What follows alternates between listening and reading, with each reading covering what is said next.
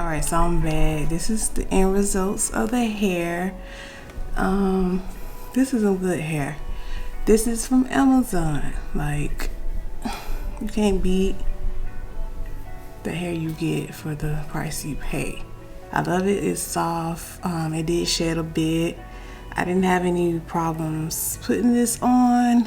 I did the best I could to lay it down. I really do love it. It's the 20-inch. And you can't go wrong with it. So, did dye this hair. I used Adore Jet Black. The curls were easy to define. And it dries super quick, so I love that.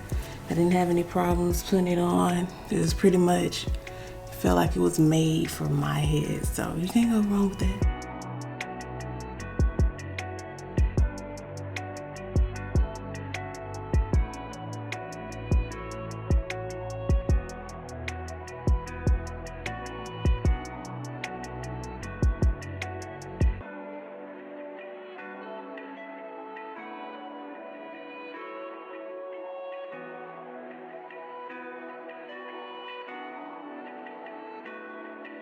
And I'll see you guys in my next one.